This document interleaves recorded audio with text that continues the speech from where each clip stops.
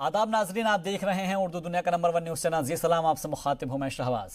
अहानत रसूल सल्लल्लाहु अलैहि वसल्लम के बाद बेंगलुरु में हुए तशद्दुद पर सियासत जारी है। आज हुई कर्नाटक कैबिनेट की मीटिंग में एसडीपीआई को बैन करने का मुद्दा छाया रहा, जबकि कांग्रेस ने दावा किया है कि बीजेपी ऐसा कभी नहीं कर सकती।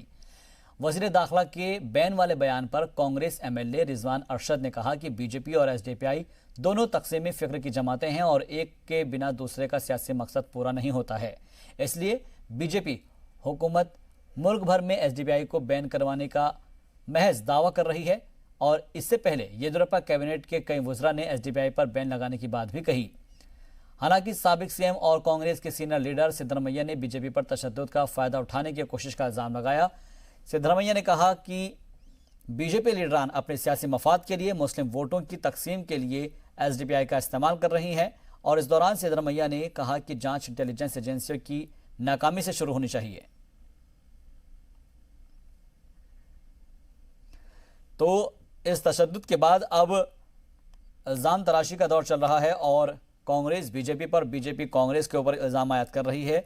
वहीं दूसरी जानिब कांग्रेस जो है वो सिक्योरिटी के लिहाज से भी सवाल उठा रही है और कह रही है कि जांच एजेंसियों की नाकामी है, जिससे पूरी जांच शुरू से होनी चाहिए और इसमें कौन कौन मुलव्विस है इसके ऊपर बात होनी चाहिए और उन सभी के खिलाफ सख्त एक्शन लिया जाना चाहिए। हालांकि अब सिक्योरिटी को लेकर बात हो रही है।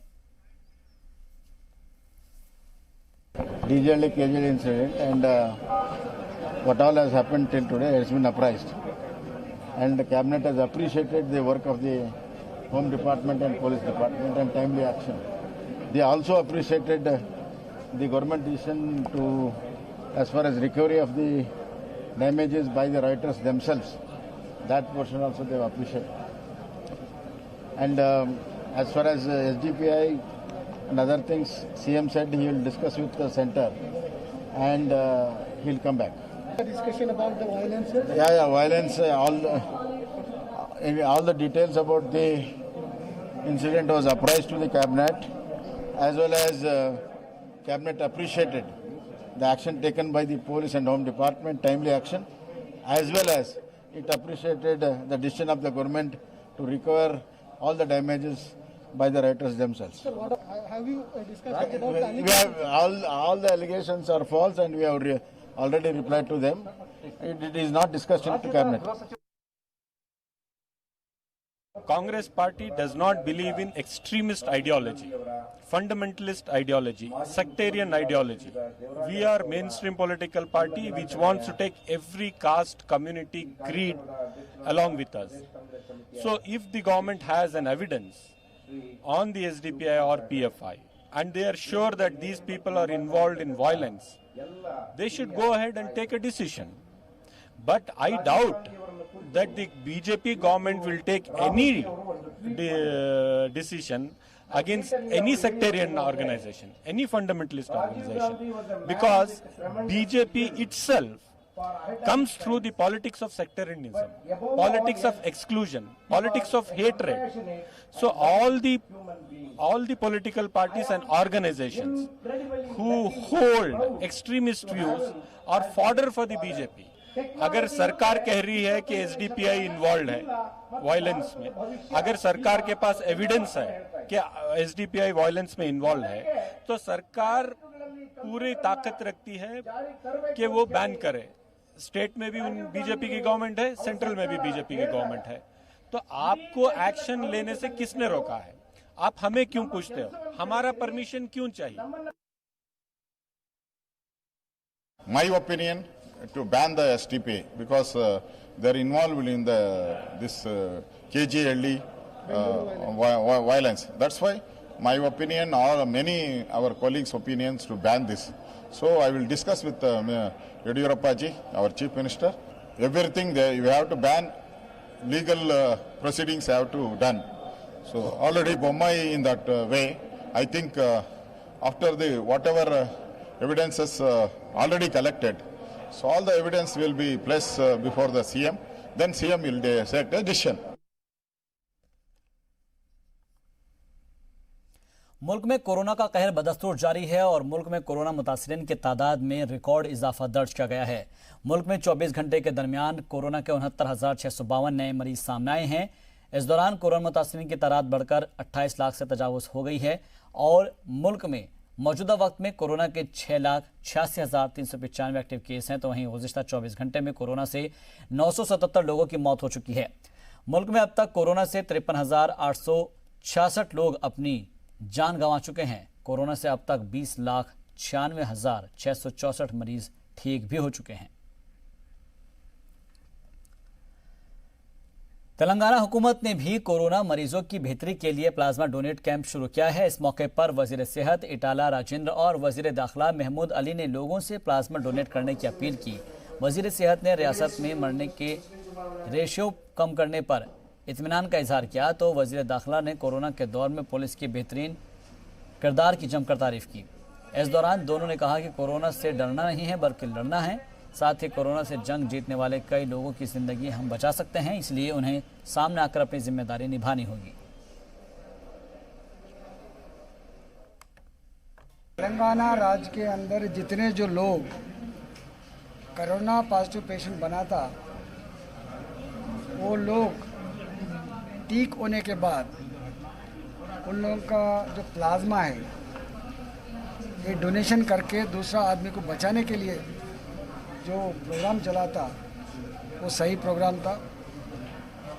पुलिस ने इसको रिकॉग्नाइज करके हमारा साचर लोगों को बचाने के लिए जो इनिशिएट लिया था वो अप्रिशिएबल है। मैं जो कोरोना पेशेंट से बच के जो आए वो लोग सामने आके प्लाज्मा देने के लिए मैं अपील कर रहा हूँ। सेकंड थिंग, हमारे लोगों को मैं अपील कर रहा हूँ जो कोमॉर्बिडिटी कंडीशन का जो पेशेंट्स है, लॉन्ग डिसीज़ का जो पेशेंट्स है, dialysis patients, cancer patients, heart patients, BP sugar का जो लोग हैं वो लोगों को मैं अपील कर रहा हूँ हर एक हॉस्पिटल के अंदर कोविड के साथ जो इसका भी ट्रीटमेंट चल रहा है, आप लोग आकर ट्रीटमेंट लेना है, नहीं तो घर में मरने का चांसेस है। और थर्ड थिंग क्या है, अभी बारिश गिर रहा है, ये बारिश के अंदर बहुत जो सीजनल डिसीज आता है उससे भी आप अलर्ट रहना बोल के मैं अपील कर रहा हूँ।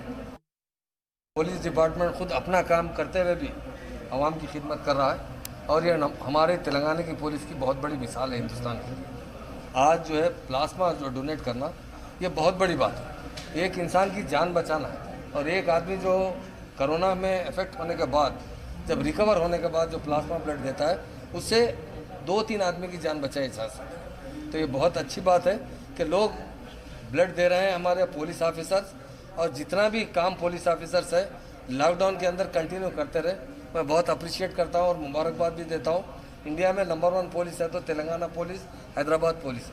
हैदराबाद के अंदर जितना लॉकडाउन के अंदर रात दिन पुलिस काम करती रही उसमें बहुत से पुलिस ऑफिसर भी अफेक्ट हुआ उनका कोरोना का, वो इलाज कराएं, अच्छे हुए, अच्छे होने के बाद वो दूसरों की जान बचाने के लिए प्लाज्मा डोनेट कर रहे हैं, बहुत अच्छी बात है। मैं 2 ही बात बताना चाहता हूँ, लोगों में जो डर खौफ है उसे निकाल भी पुलिस रही है। हर पुलिस स्टेशन में लोगों को महल्ले के बाहर लोगों को बुलाकर पुलिस ऑफिसर जितने DCP हो या ACP हो या पुलिस इंस्पेक्टर उन लोगों से बुलाकर उन्हें समझाया जा रहा है कि हमारे पास डेथ रेशियो इंडिया में सबसे कम है तो हमारी स्टेट में जो 0.89 है। तो लोगों में जो डर खौफ था आज थोड़ा कम होते जा रहा है। जब तक डर खौफ नहीं निकलेगा नॉर्मल जिंदगी नहीं हो सकती।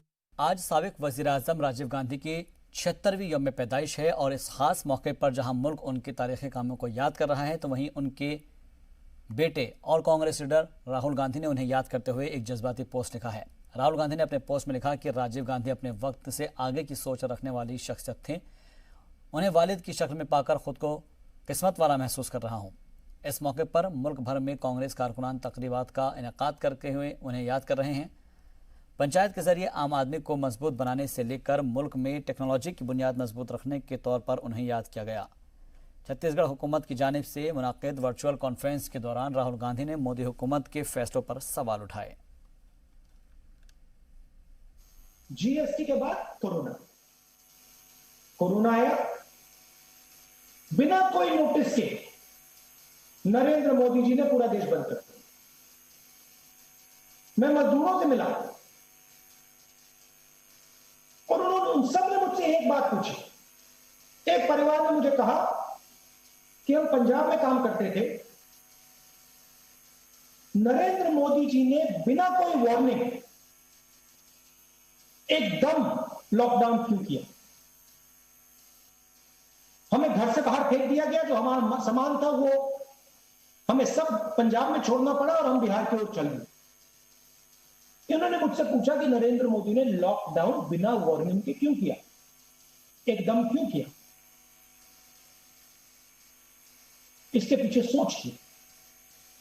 सोच ये थी कि जो हमारे असंगठित अर्थव्यवस्था है उनको चोट पहुंचानी, रास्ता साफ करना। हमने मोदी जी की सरकार से कहा एकदम आप पैकेज दीजिए, रुकिए मत, बिना सोचे। Two great personalities were born which changed the course of the future in the country. One is Sri Rajiv Gandhi and one is Sri Devraj. Both of them gave power in the hands of the common people. They both of them gave land to the hands of the landless people. They made tillers the owners of their lands. They abolished zamindari system. They took this country ahead. Equitable distribution of wealth. So that was the motive of Sri Rajiv Gandhi and Sri Devraj. Today what has happened under the BJP rule is that by amending the laws, they have again brought back to zamindari system. They have removed the safeguards in the law which were there to protect the agricultural land for the landless farmer. Today they have given an open access to people with resources and money to go and outrightly own the agricultural land in hundreds and hundreds of acres. What will happen is the land bank will be hand of few people. Rajiv Gandhi was not only the President of Congress Party, Prime Minister of India, he was a first-class world leader. When he became Prime Minister during his tenure, he brought a lot of revolutions in India. He brought Panchayat Raj, Nagarpalika, so that the power will reach, the power will be vested with the common man who is in the villages, who are in the streets of cities and towns. So that was a revolutionary step in the election process. He was the pioneer and master of all the IT developments in India. Today, everybody is having iPhone, cell phone, laptop, computers. So all these are brought by only Rajiv Gandhi. Salman Khan की शुरुआती फिल्मों में उनकी आवाज़ बने मशहूर singer SP Balasubrahmanyam काफ़ी अरसे से बीमार हैं और जिनके लिए संगीत के दीवाने दुआ कर रहे हैं। अस्पताल के बाहर बड़ी तादाद में थर्ड जेंडर्स ने उनकी सेहत के लिए दुआ की। बता दें कि बालासुब्रमण्यम ने कोरोना वायरस के हल्के सिस्टम दिखने के बाद कुछ सिम्टम्स उनके अंदर दिखे थे, हल्के सिम्टम्स दिखे थे और जिसके बाद उन्हें अस्पताल में भर्ती कराया गया था, लेकिन अचानक उनकी हालत ख़राब होती गई। फिलहाल वो चेन्नई के एक अस्पताल में आईसीयू में ज़ेर इलाज है। एसपी ने सोशल मीडिया पर एक वीडियो शेयर करते हुए बताया कि उनमें कोरोना वायरस के हल्के सिम्टम्स थे, जिसके बाद उन्होंने टेस्ट करवाया जहाँ पर वो पॉजिटिव पाए गए हैं। डॉक्टर्स ने उन्हें होम क्वारंटीन की सलाह दी थी, लेकिन वो हॉस्पिटल में भर्ती हो गई। See, music is universal, especially Mr. SPB's songs we listen from our childhood, from Tamil, especially Aayiram Nilaveva. That song he started from our childhood. We used to listen to song in our pain, agony, happiness, any kind of family situations, any kind of social situations. We always, his voice soothes our heart. His voice always strengthens our mind. strengthen our life. एक तुझे के लिए में तो उन्होंने गाना गाए हैं ना, बहुत अच्छे गाए हैं. ऑल इंडिया लेवल ही पॉपुलर है. उनका गाना बहुत अच्छे लगते हैं सबको लिए. सबका मन को वो शांत करते हैं, सबका मन को वो स्ट्रेंथन करते हैं. इसलिए हम उनका आवाज़ सुनने चाहिए और आगे वो गेट वेल सून आके वो गाना गाना है हमारे लिए. वो अपना प्रार्थना है. हम सब from our heart we are praying for him to get well soon. He will definitely get well soon and he'll sing back for us. Sushant case की जांच के लिए आज शाम को मुंबई पहुंचेगी सीबीआई की टीम, लेकिन उससे पहले ही बीएमसी ने बयान जारी करके कहा है कि अगर सीबीआई एक हफ्ते से ज्यादा मुंबई में रुकेगी तो क्वारंटीन से छूट के लिए उसे इजाजत लेनी होगी.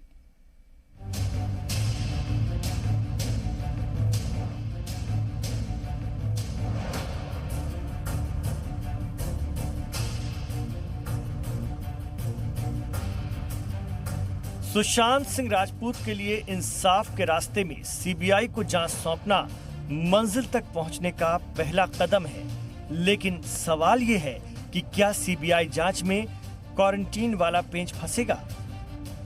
याद कीजिए, पटना के सिटी एसपी विनय तिवारी जब बिहार पुलिस की एसआईटी की क़यादत करने मुंबई पहुंचे थे तो बीएमसी ने उन्हें जबरदस्ती 15 दिन के लिए क्वारंटीन कर दिया था. हाथ में क्वारंटीन की मुहर भी लगा दी गई थी.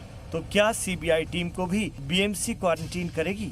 ये सवाल बीएमसी कमिश्नर के बयान के बाद उठ रहे हैं. बीएमसी के कमिश्नर आई.एस. चहल ने कहा है, सीबीआई की टीम अगर मुंबई में सिर्फ 7 दिन के लिए आ रही है तो ज़ाब्तों के मुताबिक उन्हें क्वारंटीन नहीं किया जाएगा.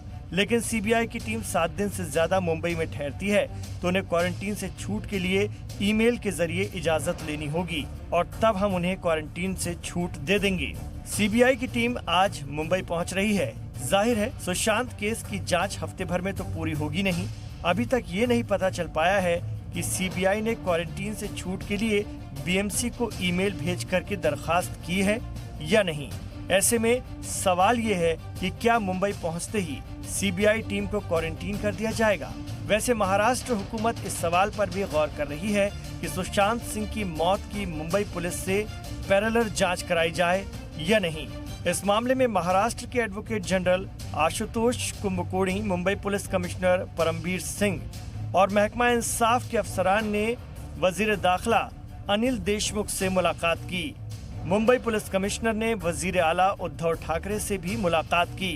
महाराष्ट्र के वजीर दाखिला अनिल देशमुख ने सीबीआई जांच का खैर मकदम तो किया, लेकिन इशारों में सुप्रीम कोर्ट के फैसले पर सवाल उठाते हुए कहा कि सीबीआई जांच रियासत के फैसले के बाद की जाती है, इसलिए फेडरल सिस्टम के तहत मरकज और रियासत के ताल्लुकात पर गौर खोज करने की जरूरत है.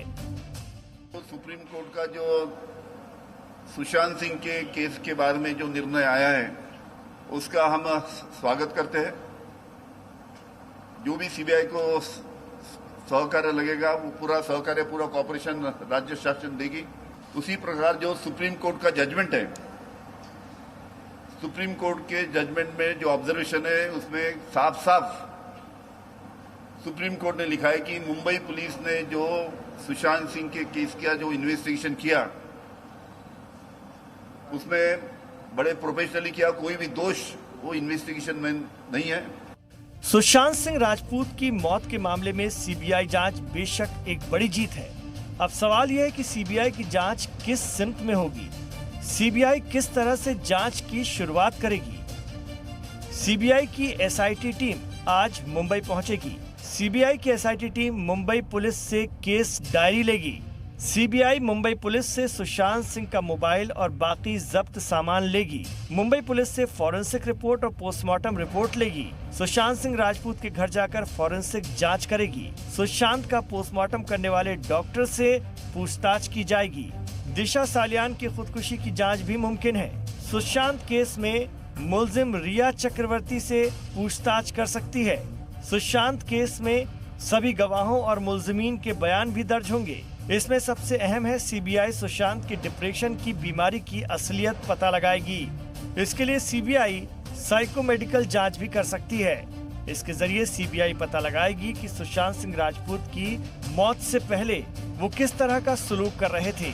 इस मामले में सुप्रीम कोर्ट के फैसले के बाद अब मुंबई पुलिस को भी सीबीआई के साथ ताउन करना होगा। पहली बार अब जो है सीबीआई जब जाएगी तो उनको मुंबई पुलिस से कोऑपरेशन मिलना होगा, क्योंकि सुप्रीम कोर्ट का वर्डिक्ट है जो बिहार पुलिस को उन्होंने नहीं दिया था, और इसीलिए थक हार के हमने सीबीआई की मांग की भी थी परिवार की तरफ से। तो अब लगता है कि न्याय अब जल्दी मिल जाएगा परिवार को, सच्चाई का पता चलेगा कि अल्टीमेटली कौन था, उनके मौत का जिम्मेदार कौन था, और मर्डर है कि अटेम्प्ट टू सुसाइड है, अबेटमेंट टू सुसाइड है। ये सब बातों पे अब खुलासा आएगा, क्योंकि पहली बार इन्वेस्टिगेशन अभी स्टार्ट हो रहा है सही माने से। सीबीआई सुशांत सिंह राजपूत के वालिद और उनके कुनबे के पहले ही बयान ले चुकी है। उनके अहले खाना सहित सुशांत सिंह के करोड़ों फैंस उन्हें इंसाफ दिलाने के लिए जद्दोजहद कर रहे हैं, और अब सभी को उम्मीद है कि जल्द ही सभी सवालों के जवाब मिलेंगे। ब्यूरो रिपोर्ट, जी मीडिया। और फिलहाल के लिए इस बुलेटिन में बस इतना ही। दीजिए इजाजत। आप देखते रहिए जी सलाम।